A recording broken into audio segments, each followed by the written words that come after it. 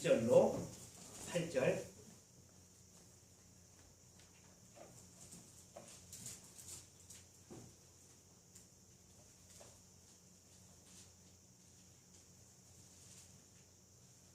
다 함께 합독하시겠습니다. 시작. 아담이 그의 아내 하와와 동침하매 하와가 임신하여 가인을 낳고 이르되 내가 여호와로 말미암아 등남하였다 하니라. 그가 또 가인의 아우 아벨을 낳았는데 아벨은 양치는 자였고 가인은 농사하는 자였더라. 세월이 지난 후에 가인은 땅의 소산으로 제물을 삼아 여호와께 드렸고 아벨은 자기도 양의 새끼와 그 기름으로 드렸더니 여호와께서 아벨과 그의 제물은 받으셨으나 가인과 그의 제물은 받지 아니하신지라. 가인이 몹시 분하여 안색이 변하니 여호와께서 가인에게 이르시되 네가 분하여 함은 어찌 됨이며 안색이 변함은 어찌 됨이냐. 네가 선을 행하면 어찌 낫을 들지 못하겠느냐. 선을 행하지 아니하면 죄가 문에 엎드려 있느니라. 죄가 너를 원하나 너는 죄를 다스릴지니라. 가인이 그의 아우 아벨에게 말하고 그들이 들에 있을 때 가인이 그의 아우 아벨을 쳐 죽이니라. 아멘. 오늘 이 말씀을 가지고 세월이 흐른 후에라고 하는 제목으로 하나님의 말씀을 증거할 때 사람의 말로 받지 않고 하나님의 말씀으로 받음으로 말미암아 이 말씀이 우리의 삶 가운데 놀라운 역사를 이루기를 축복합니다. 아멘. 한국 전쟁이 멈춘 바로 그 직후 1953년 9월에 우리 한국에 문예지가 있었어요. 문예지라고 하는 이름이 있었는데 이 문예지라고 하는 이 잡지에 황순원 작가의 카인의 후예라고 하는 작품이 실렸습니다. 이 작품이 2년 뒤 1955년에 이 작품의 가치가 인정되어서 아시아 작품상을 수상하게 됩니다. 그런데 이 30몇 년 이전에도 같은 카인의 후예라고 하는 작품을 쓴 사람이 있어요. 우리나라 사람이 아니라 일본 작가입니다. 근데 여러분 이 황순원 작가가 쓴 카인의 후예의 대충 그 내용은 해방 이후에 김일성의 공산당 세력이 북한에 진주하면서 강제로 토지 개혁을 진행하는 과정 가운데 나타난 처절한 인간의 모습을 그리고 있는 내용입니다. 지조의 아들인 박훈과 그의 집의 마름, 이 마름이라고 하는 것은 지주를 대리해서 소작인을 관리하는 사람이에요. 그 집의 마름인 도섭 영감과 그리고 그의 딸인 오장녀라고 하는 여인과 그리고 그 주변의 사람들이 살기 위해서 그리고 가진 것을 지키기 위해서 속이고 죽이고 고발하는 그런 내용을 담고 있어요. 그리고 그 속에 신분을 초월한 사랑의 모습을 그리고 있습니다. 그리고 일본에서 쓰여진 작품이 있었다고 했잖아요. 같은 이름으로 1917년에 일본의 문학 잡지인 신소설 7월호에 카인의 후예라고 하는 작품이 또 실려요. 아리시마 다케오라고 하는 사람이 쓴 단편 소설인데 일본 근대 문학의 대표 소설이 되었다고 합니다. 그 속에는 주인공인 닌에몬이라고 하는 사람이 꿈을 찾아서 아주 혹독하게 추운 홋카이도에 와서 열심히 이렇게 돈을 벌어가지고 땅을 사서 농장주가 되겠다고 하는 그런 꿈을 가져요. 그 꿈을 가지고 살아가면서 거칠게 사람들과 충돌하고 갈등하고 부딪히며 살아가는 그런 이야기를 그리고 있습니다. 그런데 이 닌네몬 주인공이 되는 이 부부는 그릇된 욕망으로 끝내 이루던 꿈을 이루지를 못하고 다 잃어버리고 추운 겨울 홋카이도를 떠나는 것으로 이 소설이 끝나고 있습니다. 두 작품 다 한국의 그 작가나 일본의 작가나 두 작가가 같은 이름으로 소설을 썼어요. 카인의 후예. 왜 이 작가들이 무너진 인생들을 쓰면서 카인이라고 하는 이름으로 여러분 글을 쓰게 됐을까요? 아마도 여러분 그것은 이 카인이라고 하는 사람이 성경에 언급된 최초의 살인자였기 때문에 아마 그 이유가 아닐까 생각이 되어집니다. 살인자, 그 인생이 무너진 사람, 나름 열심히 살았지만 행복하지 못하고 불행했던 사람, 분노를 추스리지 못하는 사람,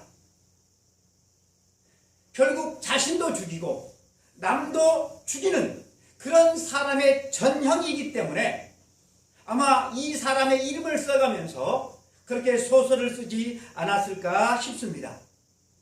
두 작품 모두 그냥 게을리 산 게 아니에요. 열심히 살아요.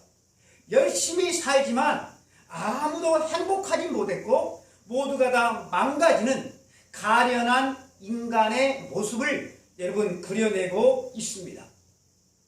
가인이라고 하는 인생에 담아나는 삶의 모습이 참으로 처절하기만 합니다. 그런데 여러분 너무나도 이 유감스럽게도 이 땅에 살고 있는 우리 모두가 바로 이 가인의 후예라고 하는 것입니다. 우리 모두는 이 사실을 인정하기 쉽지 않지만 또 인정하고 싶지도 않지만 이 가인의 후예임을 우리는 인정하지 않을 수가 없다라고 하는 점입니다. 왜 그렇습니까? 우리의 삶의 모습 속에서 이 가인의 모습이 너무나도 자주 나타나기 때문에 그래요.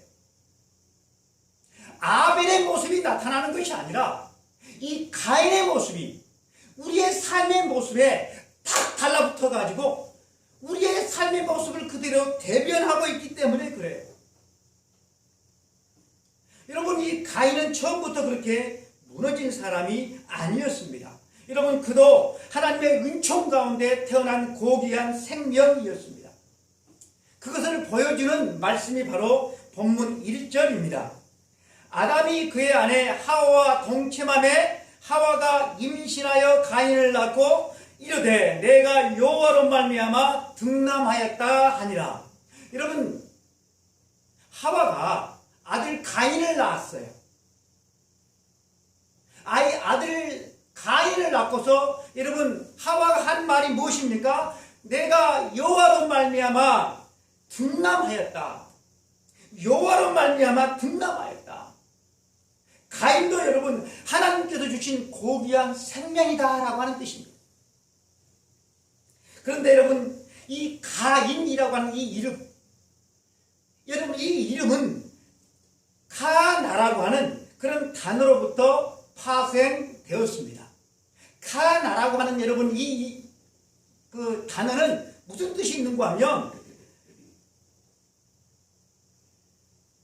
세운다, 건립한다, 얻는다, 세운다, 건립한다, 얻는다라고 하는 뜻이 있어요. 여러분 이 단어를, 이 뜻을 좀 긍정적인 면을 살려서 설명하자면 무너진 것을 세우는 사람, 또 열심히 노력해서 얻는 사람, 그런 뜻이 되는 것입니다.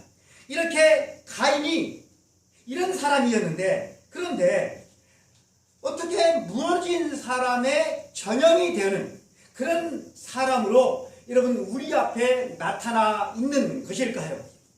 오늘 본문 3절 앞부분에 보면 세월이 지난 후에, 세월이 흐른 후에 라는 말씀이 있습니다. 세월이 지난 후에, 이렇게 세월이 지난 후에 가인은 처음 가인의 모습에서 세월이 지난 후에 점차로 바뀌어가지고 처음의 모습과는 다른 가인의 모습이 여러분 되었다라고 하는 것입니다. 여기 세월이 지난 후에라고 하는 이 말씀을 직역을 하면 어떤 뜻이 되는가 하면 그리고 날들의 마지막이 있었다라고 여러분 이렇게 직역을 할 수가 있습니다. 그리고 날들의 마지막이 있었다. 여러분 많은 날들이 있잖아요. 많은 날들이 지나가면 여러분 이 2020년 마지막 주일이 되는 것처럼, 그렇죠? 마지막이 와요. 언젠가는 마지막이 와요. 우리 인생에 많은 날들이 지나가면 마지막 날이 와요. 마지막 날.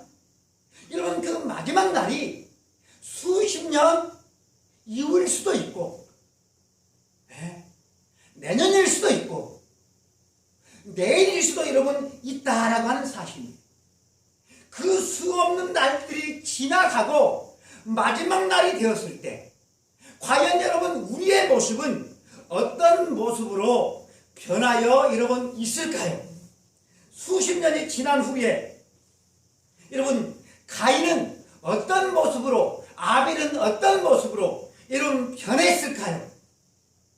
오늘 말씀을 보면 수십 년이 지난 후에, 세월이 지난 후에 가인과 아벨은 하나님 앞에 제사하는 모습으로 여러분 나타나고 있다는 사실입니다. 3절로 5절 상반절 말씀까지 성경을 펴신 분들은 다 함께 한번 읽겠습니다. 세월이 지난 후에 가인은 땅의 소산으로 제물을 삼아 여호와께 드렸고 아벨은 자기도 양의 첫 새끼와 그 기름으로 드렸더니 여호와께서 아벨과 그의 제물은 받으셨으나 가인과 그의 제물은 받지 아니하신지라. 아멘. 세월이 지난 후에 가인도 아벨도 하나님 앞에 제사하는 사람, 오늘날로 말하면 어때? 하나님 앞에 예배를 드리는 사람이 되어 있었다. 여러분 얼마나 보기 좋은 모습입니까? 얼마나 여러분 긍정적이고 아름다운 모습입니까? 세월이 지난 후에 하나님 앞에 예배를 드려요.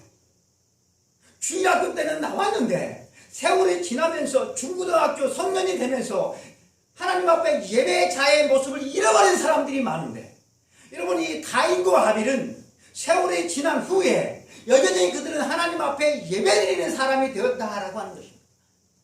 여러분 자식 키울 마음, 그런 마음이 여러분 이런 마음이 아니겠습니까?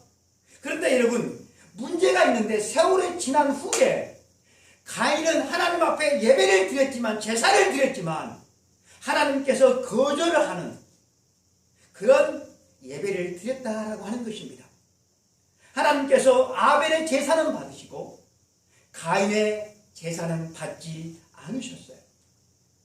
하나님께서 이렇게 하시는 이유는 가인과 아벨이 드린 제물이 달랐기 때문이 여러분 아니죠.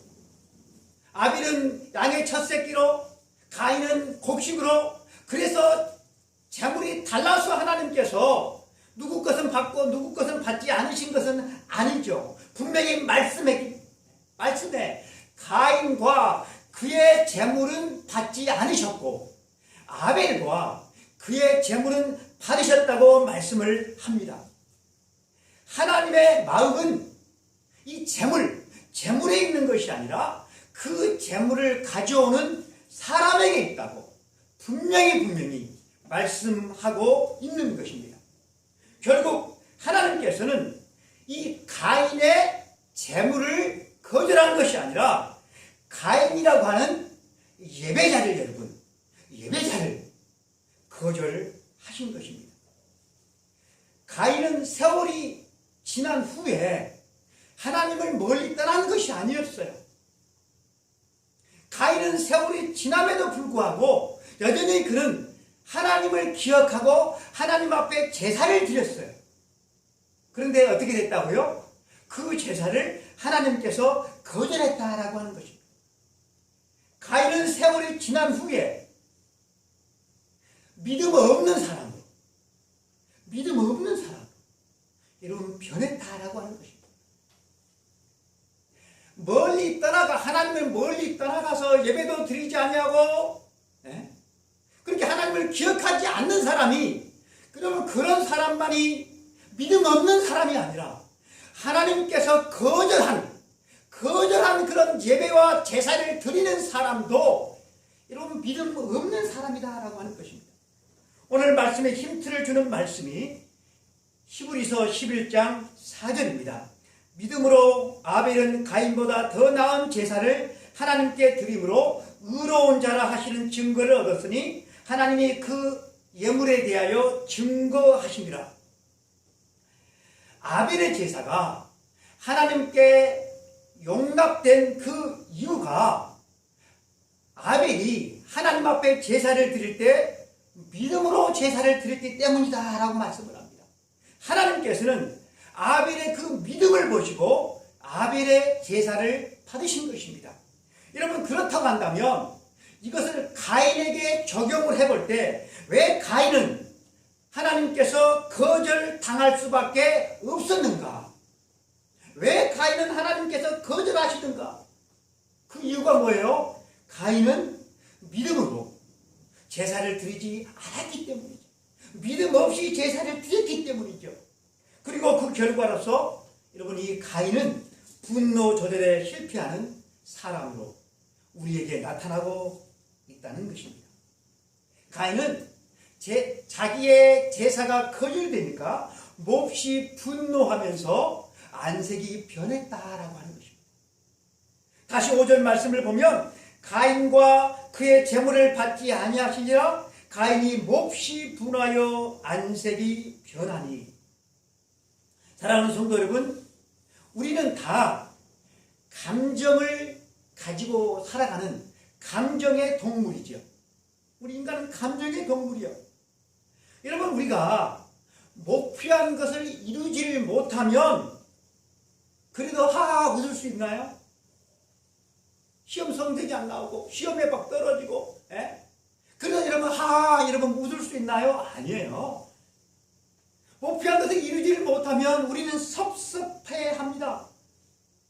거절당하면 누구나가 다 어때요? 분노합니다. 이건 다 똑같아요. 한 번도 섭섭한 감정이 든 적도 없고 한 번도 분노를 느낀 적이 없다고 한다면 여러분 그게 사람이겠습니까? 만일에 그런 사람이 있다고 한다면 그 사람은 인조인간 로봇일 거예요. 살아있는 사람이라고 한다면 다 누구나 감정에 사로잡혀서 화가 날 때도 있을 것이고 섭섭해서 울 때도 있을 것이고 그 사람이 그냥 정말 때리고 싶어져. 그렇게 여러분 미워질 때도 여러분 사람은 있는 것입니다. 여러분 거기까지는 여러분 어쩔 수가 없어요. 여러분 화가 나는 건 어떻게 하겠습니까? 섭섭한 건 어떻게 하겠습니까? 그걸 어떻게 해요? 어떻게 할 수가 없는 거예요. 여러분 그런데 문제는 그 다음이죠. 그 다음 섭섭한 감정이 든 다음 미운 감정이 든 다음 막 그냥 분노가 치밀어 오른 그 다음에 안 좋은 방향으로 변질되어 가는 것이 이런 문제다라고 하는 것입니다.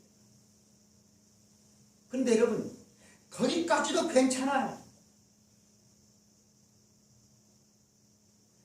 그러나 여러분 어떤 계기가 오면 멈춰서서 자기 자신을 반성하면서 여러분 돌이킬 수가 있어야 되죠. 여러분 그게 하나님을 믿는 그런 사람이 마땅히 해야 될 태도이죠. 태도. 그런데 여러분 안타깝게도 이렇게 안 좋은 방향으로 변질되어 가는 것도 참으로 통탄한 일인데 거기에 가속도가 붙어가지고 더 빨리 안 좋은 쪽으로 여러분 가는 것이 참으로 심각한 문제다라고 하는 것입니다. 감정 조절도 못하고 멈춰서지도 못하고 계속 나아가는 거예요. 막가자는 것이죠. 그냥 막가가는 거예요. 될 대로 되라. 한번 해보자. 이런 식으로 사람이 변해버린다라고 하는 것입니다. 여러분, 우리는 이런 사람들을 주변에서 그렇게 어렵지 않게 우리는 만날 수가 있어요. 세월이 지날수록 좋은 사람이 되어가야 되는데 안 좋은 사람으로 여러분 그렇게 변질되어 간다라고 하는 것입니다. 여러분, 그런 사람이 교회는 안 나옵니까? 예배 때 신앙 고백은 안 합니까? 그런 사람이 찬송은 안 하고 그런 사람이 여러분 헌금은 안 합니까? 다 해요. 누구처럼? 가인처럼 여러분 다 한다는 사실입니다. 그런데 세월과 함께 그 마음에 마땅히 있어야 될 구원받은 감격 없어요. 주님에 대한 감사 없어요. 다른 사람에 대한 그런 사랑 없어요. 어떻게 내가 주님을 기쁘시게 할까? 그런 아름다운 마음들, 이런 것들이 막 이렇게 쌓여가야 되는데 그런 것은 어디로 가는지 보이지 않고 믿음의 형식만 남아서 사람이 이상하게 사람이 변질되어 간다라고 하는 것입니다. 나이를 먹어가면, 세월이 흘러가면 더 착해지고 더 겸손해지고 더 온유해지고 더 남을 배려할 줄 알고 더 감사하고 이 사람도 품을 줄 알고 저 사람도 품을 줄 아는 그런 사람이 돼야 되는데 오히려 더 그 반대로 사람이 변질되어 간다라고 하는 것입니다. 하나님께서는 가인의 그런 점을 여러분 걱정하시고 우려하셨어요. 하나님께서 네 제사가 거절된 것 때문에 네가 그렇게 화낸 것까지는 내가 충분히 이해한다. 근데 여러분, 여기가 참 중요한 대목입니다. 하나님께서 그런 가인을 보시고 가인에게 하나님께서 경고를 하셔요. 계기를 주셔요. 6절 7절 말씀 보겠습니다. 6절 7절 여호와께서 가인에게 이르시되 네가 분하여 함은 어찌 됨이며 안색이 변함은 어찌 됨이냐? 네가 선을 행하면 어찌 낯을 들지 못하겠느냐? 선을 행하지 아니하면 죄가 문에 엎드려 있느니라. 죄가 너를 원하나 너는 죄를 다스릴지니라. 아멘. 여러분, 쉽게 말하면 이렇습니다. 너 지금 내가 보니까 아슬아슬하다. 아슬아슬해. 너 지금 네 감정 상태를 보니 무슨 일을 저지를 것 같아. 너 조심해야 되겠다. 죄가 너를 삼키려고 해도 네가 그 죄를 다스려야 할 것 아니냐. 야, 너 똑바로 정신 차려야 돼. 너 그러면 안 돼. 하나님께서 지금 이 가인에게 그렇게 말씀하고 있다라고 하는, 경고하고 있는 거예요. 그런데 여러분, 안타깝게도 가인은 망가지는 쪽으로 가속도가 붙었어요. 그래서 자기의 분을 참지를 못하고 자기 동생을 쳐서 죽임으로 말미암아 최초의 살인자가 되는, 여러분, 오명을 쓰게 되었다는 사실입니다. 사랑하는 성도 여러분, 이 가인의 분노는 방향을 잘못 잡은 거예요. 방향이 잘못된 거예요. 하나님께서 이 가인과 아벨을 불러놓고 너희 둘이 제사를 나에게 한다고 하는데 너희 두 사람이 제사를 드릴지라도 내가 한 사람 것만 받을 거야. 그러니 잘해. 그렇게 하나님께서 경쟁을 붙이셨다고 한다면 이 가인이 하나님을 향하여서나 아벨을 향하여서 분노할 수 있죠. 하나님이 왜 경쟁을 붙이셔가지고 내가 동생을 미워하게 만드십니까? 그렇게 여러분 얼마든지 그렇게 하나님 앞에 따질 수가 여러분 있습니다. 그러나 여러분 우리 하나님은 그런 경쟁을 붙이시는 분이 아니죠.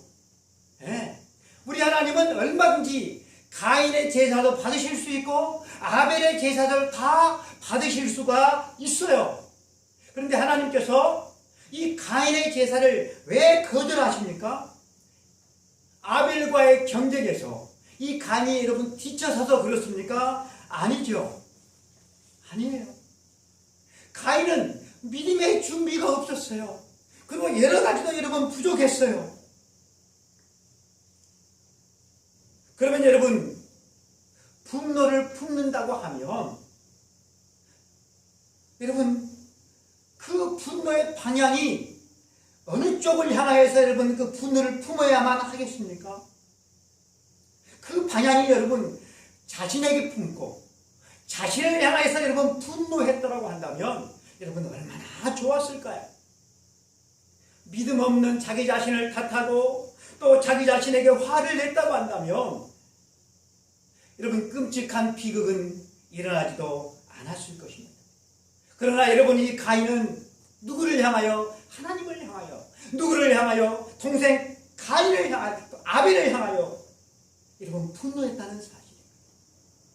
방향도 잘못 잡았고 그리고 분노 조절에도 그는 실패해버리고 말았습니다. 사랑하는 성도 여러분, 과연 우리는 방향을 잘 잡고서 가고 있나요? 우리는 내 감정을 잘 다스리고 있나요? 여러분 코로나 바이러스도 참으로 무섭지만 더 무서운 바이러스는 바로 이 영혼의 바이러스예요. 영혼의 바이러스. 무서운 영혼의 바이러스. 우리 모두가 다 이 영혼의 바이러스에 걸려 살아가는데 내가 그 이 영혼의 바이러스에 걸려 있다는 사실을 인지하지를 못해요.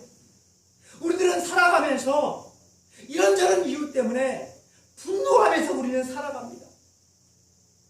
코로나 바이러스에 대해서 분노하고 방역 당국에 대해서 분노하고 사법부에 대해서 분노하고 가진 자들에 대해서 분노하고 내 마음에 들지 않는 그런 사람들에 대해서 분노하고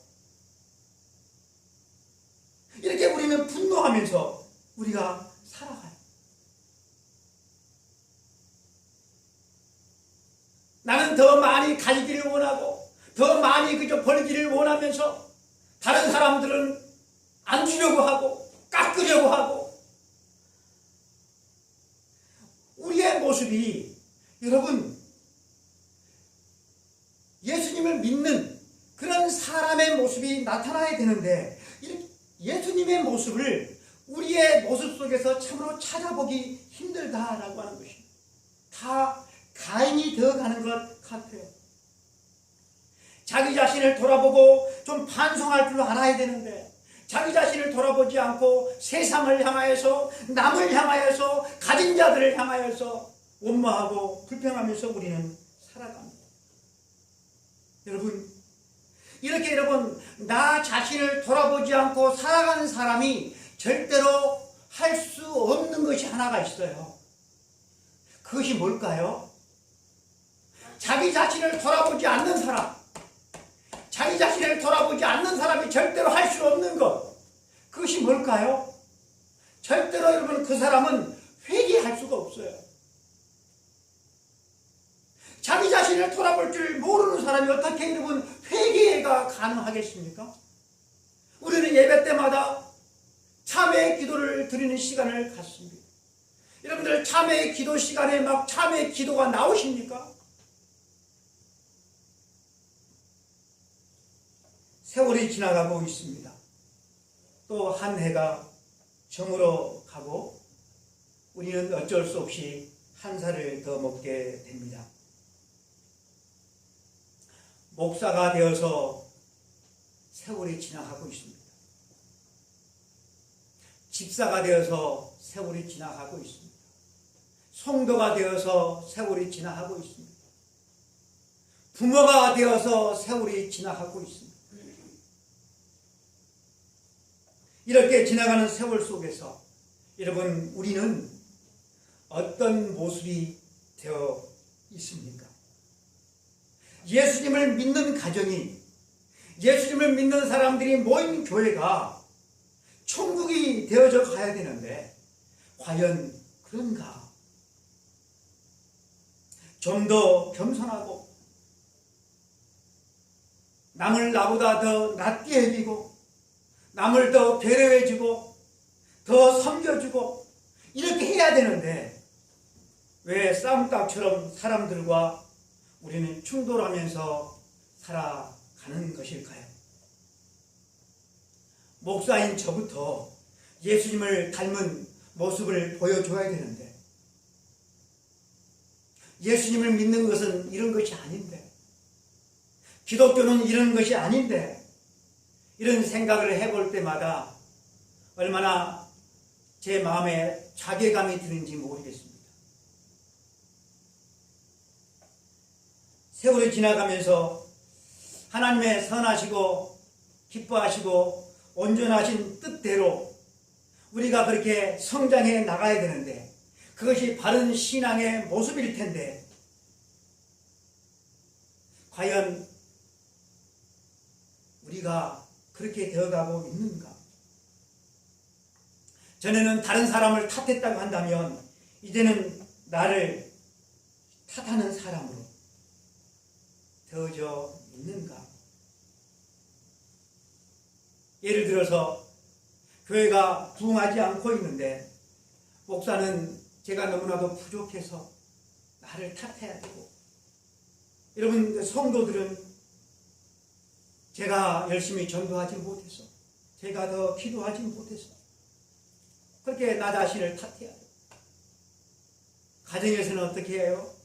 내가 잘못해서 내가 부족해서 자기 자신을 탓해야 되죠. 그것이 바로 세월과 함께 예수님을 닮아가는 아름다운 모습일 것입니다. 주님이 원하시는 방향으로 여러분 가려면 다 내가 부족해서 내가 더 잘하지를 못해서 여러분 이렇게 해야 되는데 그런데 애꿎은 아벨만 찾아내요.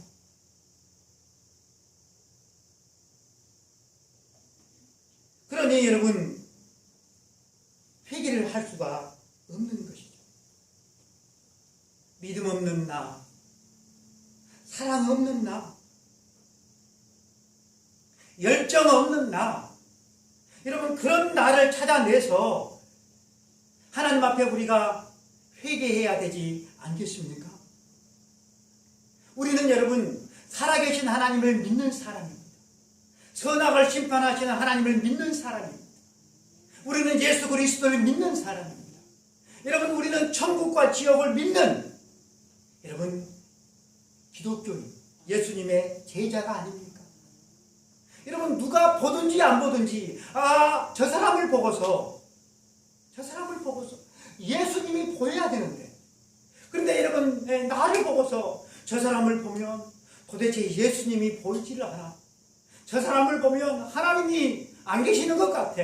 여러분 우리가 그런 쪽으로 여러분 이렇게 변하면 얼마나 여러분 우리 하나님께서 통탄하시겠습니까? 우리 하나님은 심판할 자를 심판하시고 구원할 자를 구원하시고 복 주실 자에게 복을 주시고 우리 하나님은 은혜 주실 자에게 은혜를 주시는 그런 좋으신 하나님이십니다. 베스트셀러 작가인 고든 맥도널드 목사님이 계셔요. 저에게도 이분이 쓴 책 몇 권이 있는데 이분이 이런 말을 했습니다. 나의 점수판은 하늘에 있다. 나의 점수판은 하늘에 있다. 나의 성공과 나의 실패, 이것은 세상의 물질, 세상의 명예에 있는 것이 아니라 하나님께 있다라고 하는 것입니다. 여러분, 이 고든 맥도날드 목사님과 한때 우리 한국에서 참으로 제일 잘 나가고 차세대 그저 이 한국교회를 이끌어갈 그런 목사님이라고 인정받고 칭찬받았던 한 분 젊은 목사님, 저희 교회 이름하고 똑같은 전병욱 목사님이 계셨어요. 이 전병욱 목사님하고 이 고든 맥도날드 목사님하고 여러분 이렇게 비슷한 점이 참 많아요. 둘 다 베스트셀러 작가이기도 하고요. 대형 교회를 일군 목회에 성공한 사람이기도 해요. 근데 여러분 같은 점이 또 있어요. 두 분 다 성추행을 한 사람이라고 합니다. 근데 여러분 결과는 달라요. 결과는 달라요. 한 사람은 회개하지 않았고요. 한 사람은 철두철미하게 회개를 합니다. 자기가 한 모든 것들을 다 인정을 해요. 그리고 자기의 모든 자리에서 다 내려놔요. 다 내려놔요. 여러분, 사람들의 존경을 받는 자리에서 사람들의 질시, 그죠? 따가운 시선, 이걸 받는 사람이 되었어요. 모든 것을 다 그저 잃었어요. 세상에 여러분 이런 경험을 하는 사람이 뭐 몇 프로나 되겠어요. 그런 좌절감 깊이 느낍니다. 그래서 이제 그는 더 이상 목사가 아니라 성도로서 여러분 교회에 다니면서 예배를 드리기 시작합니다. 그러면서 좌절당한 사람이, 모든 것을 잃은 사람이 하나님의 교회에 와서 어떤 설교를 듣기를 원하고 교회가 어떻게 그런 사람들을 맞아주기를 원하는지 그걸 여러분 깨닫게 돼요. 배우게 돼요.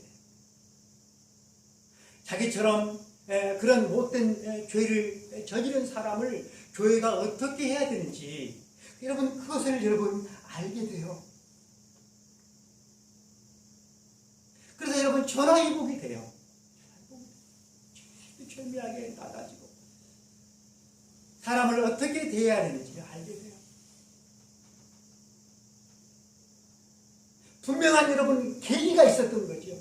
그 계기가 왔을 때 참으로 자기가 원했던 그런 계기는 아니었지만 그 계기 앞에서 철두철미하게 회개를 하고 돌아섭니다. 그래서 여러분 빌 클린턴 대통령 미국의 여러분 아시죠? 이 빌 클린턴 대통령이 루인시키와 또 성추문에 이러분 휩싸이잖아요. 이 여러분 빌 클린턴 대통령을 3년이나 상담해 주었던 분이 바로 이 고든 맥도날드 목사님이에요. 왜? 자기 자신이 그저 그런 전력이 있기 때문에.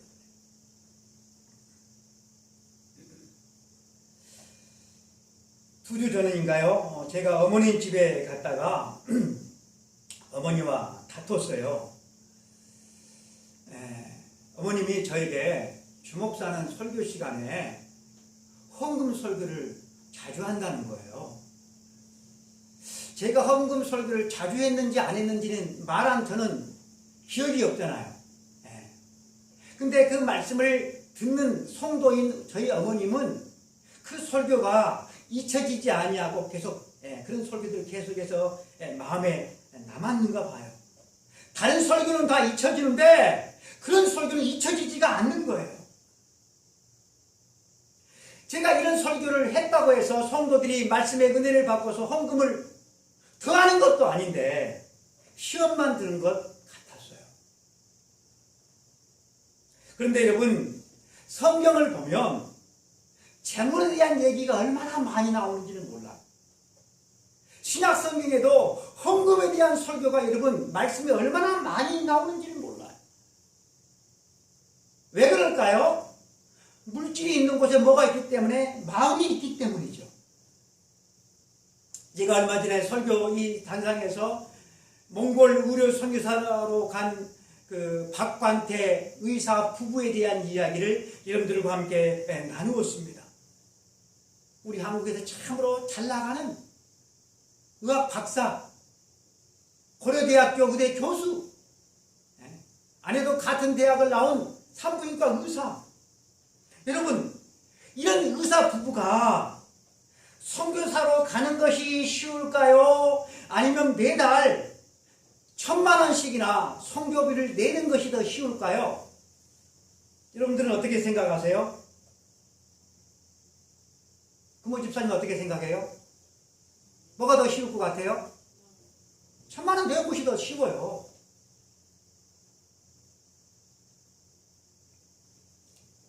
선교사님이 한국에 와서 한 교회에 와서 간증 집회를 할 때 지금 몽골에다가 선교 병원을 짓고 있는데 16억 원이 돈이 필요합니다.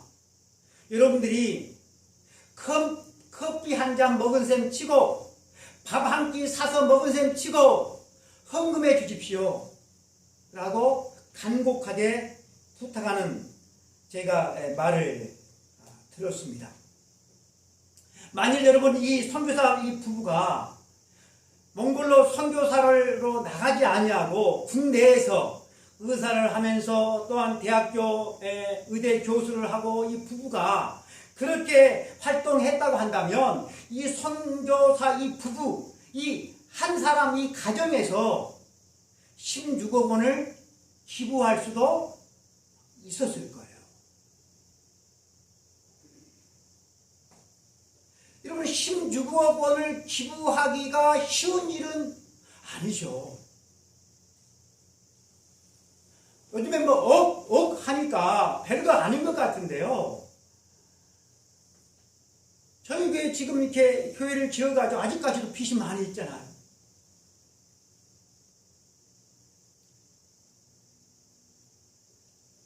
이게 쉬운 일이 아니지만 그러나 선교사로 나가는 것보다는 훨씬 쉽다라고 하는 것이죠. 그렇죠? 네. 훨씬 더 쉬워요. 여러분, 하나님 앞에서 제일 하기 쉬운 것이 여러분 헌금이라는 사실 여러분들은 아십니까?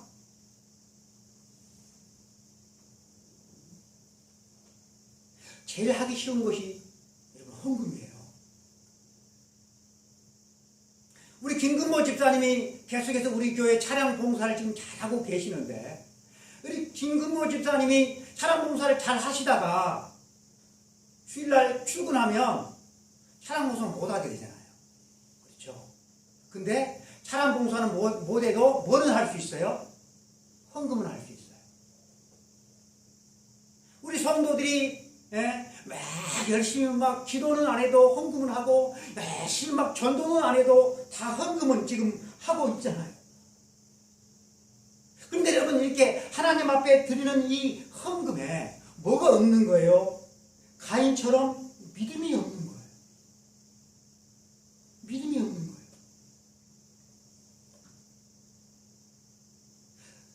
헌금이 중요한 게 아니고요. 헌금을 드리는 사람이 여러분 중요해요. 그래서 여러분 헌금 액수가 여러분 그것이 얼마나 되었든 간에 그것을 공개를 해도 부끄럽지 않아야 돼요. 공개해도 여러분 그런 마음으로 우리는 하나님 앞에 우리가 그저 물질 생활을 하면 그 사람이 하나님 앞에 여러분 서 있는 거예요. 서 있는 거예요. 이 설교를 듣고 여러분들이 가인처럼 안색이 변하지 않았으면 좋겠습니다. 그리고 여러분 이 연말 12월 마지막 주일 이것이 여러분 계기가 되어서 우리의 영혼의 신앙생활의 새로운 출발점이 여러분 되기를 축복합니다. 사랑하는 성도 여러분, 금년도 세월이 거의 다 흘렀습니다. 여러분 금년에 여러분들은 얼마나 돈을 좀 모았습니까? 얼마나 그 여러분들의 통장에 얼마나 돈이 들어 있습니까? 그런데 여러분, 하나님은 그것에는 전혀 여러분 관심이 없어요.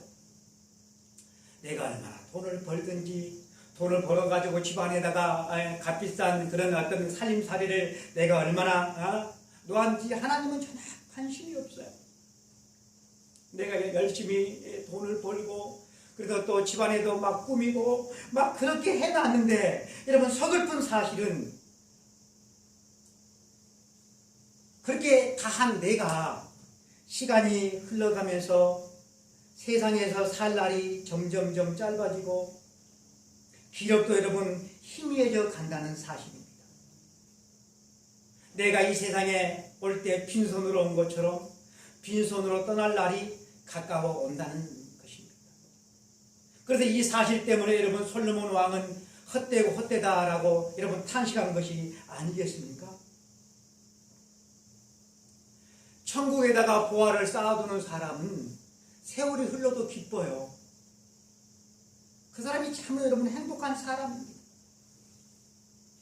내 마음에 들지 않고 나를 미워하고 나를 해코지하고 그런 사람을 향하여서 같이 미워하고 같이 등 돌리고 같이 갈등 막 골이 깊어지고 그렇게 하지 아니하고, 그럼에도 불구하고 그를 사랑하기 위해서 하나님 앞에 기도하고 훈련하는 여러분 그 사람이 여러분 행복한 사람인 것입니다.